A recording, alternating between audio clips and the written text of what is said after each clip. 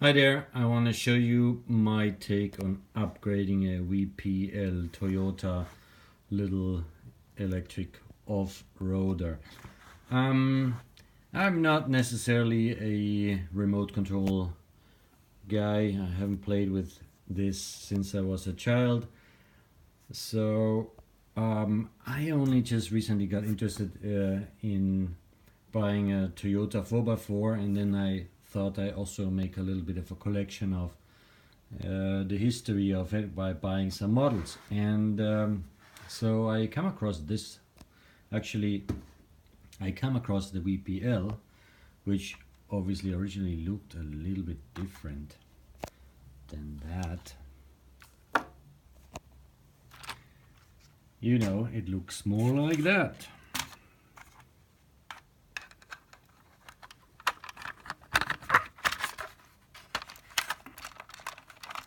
Oops, I should have taken interior out, but you get the picture. I'll do it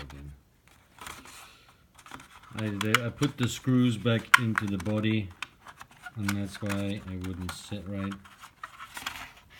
I did two hands, sorry about that. Here we go. Interior out, body on. Here we go, that's it. Okay, so that is how that thing looks when it comes out of the box. It's actually quite nice. And I was just judging by the looks of this thing. I didn't think of going on YouTube and finding what people write about these things, because I just didn't know that it was such a big story. So as I am currently in China, I figured that this thing is made in China, so I asked my assistant, can you find this for me? And sure enough, she found it.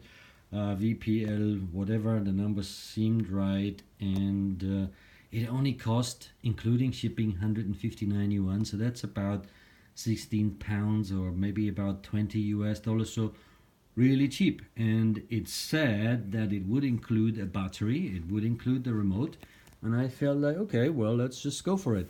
And after I unboxed the thing, I was like severely disappointed. I couldn't imagine that something runs this bad. I mean, starting from the sort of like digital steering, full lock or none, and then the engine keeps running, so it makes some really terrible noises while you steer. And you know, it just also didn't crawl very well in my books. It either fell over or it couldn't make it up the hill because it didn't have enough power. I then, yeah, also, when I asked my assistant to purchase this for me on Taobao in China, I realized that there was a kit, and the kit was a little bit more expensive. And I thought, why should I pay more for a kit and then I have to completely assemble that thing? So how wrong was I?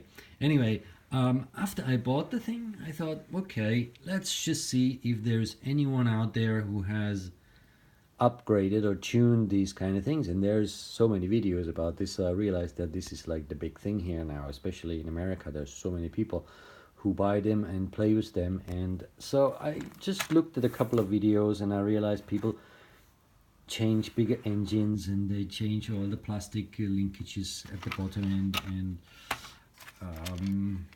they change all the axes and internals for metal parts, and then there's people who 3D print double engine cases and whatnot. And this is all great, but you know, that seems like a lot of work, and you spend something like way more, multiple times what this thing costs. So I thought, maybe there is another way. Maybe I just buy another radio control toy that functions better. And so I had a very quick look, a couple of half an hours, and I saw something that looked fantastic, and it looked somehow like that. And there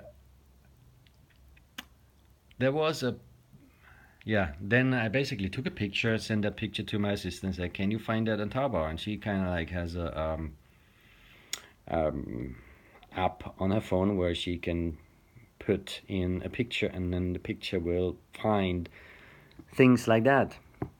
And there was a load of things. So eventually I said, well, this looks really nice. It seems to have very nice suspension, blah blah. And there was there was a picture on the internet of a guy holding that thing. And honestly, the way it looked on that picture, it must have been another model because it looked 3 times the size. So I thought, this is fantastic, so I'm gonna get one. And then she said, like, how much is it? 69 yuan. So then again, that's not even like $10-15. So I said, okay, let's go for it. Who knows? We're in China, things are made here, they're cheaper. Let's go for it. Let's hope for the best. But what arrived is this little thing here, and you see that compared to the Toyota it's not, it's a different scale. So if the Toyota truly is 1/16 scale, then that must be maybe at the maximum 18th or something else, something in between. 18 scale for the body size seems about right. So I played with that. I charged the batteries. It does have even smaller battery than that. It has a 4-cell battery in it, so I wasn't very hopeful. But the steering doesn't make any noise. It's a little bit more quick, and it has more travel. And since this has twin engines, there's an engine in the front axis and there's an engine in the rear axis, so that thing moves so much better. It can climb much better. It has more. It has probably double the size, twice the same engine maybe. I haven't looked into it yet. It definitely has more power, and it crawls better, and it can go up much more difficult obstacles than the old WPL did. So tonight I had a little bit of time, so I took out 4 screws and off goes the body. That was easy. I had to unglue the antenna. This is kind of a copper foil that was stuck onto the body, so that we'll find a solution for. I figured immediately that the wheelbase is very close, very close. It's a tiny little bit shorter. So if I line up the front wheel, yeah, it's about 5 millimeters shorter. The wheels are nice bigger, and they're so much wider because the rims are wider. I took the tires off the rims, and the rim is about 30% wider, so that's fantastic.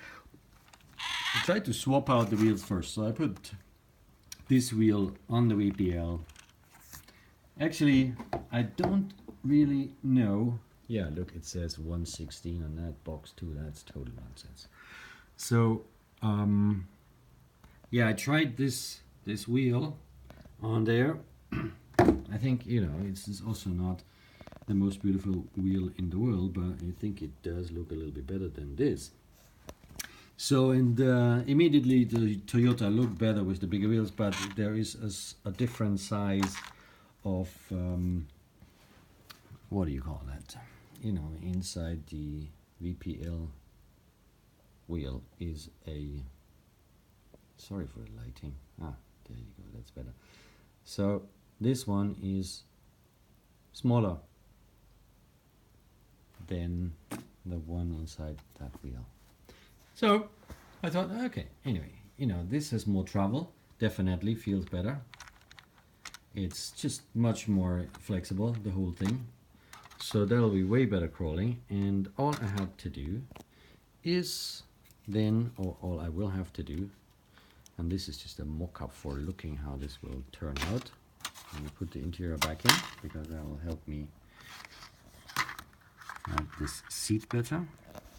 Sorry about that. And there we go. In. Okay. Come on, sit. It sits so nicely before. that is because it's the wrong way around. So I'm gonna put this one in the front,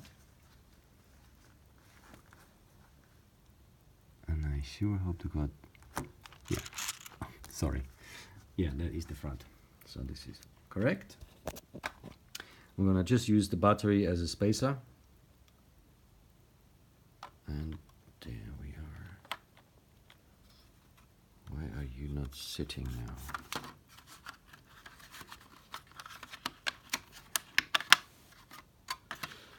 This is ever so impossible with one hand. Here we are, and there we go. So this will work, and it will look good. I'll just need to figure out a way how to mount this nicely. I'm going to also take off the bed, and I'm going to shorten that a little bit, and then I am actually with something that to me makes more sense. I like it much better than before, so that'll be a thing that I want to put a little bit of time into it. And with the other thing, I just wasn't convinced. I would have wanted bigger wheels, even bigger than these, I am sure. And then you need to again address the gearing or engine speed. Would definitely need the whole steering servo situation changed, and I'm not an electronics engineer, so all right, I'm gonna go with that. I hope you find this interesting. I haven't seen anything like it so far, so hope this makes of another perspective on this, on what seems to be a very popular toy at the moment. All right, that was that for now. It's a wrap. Take care. Thumbs up if you like it, and write me your comments if you would like to share any.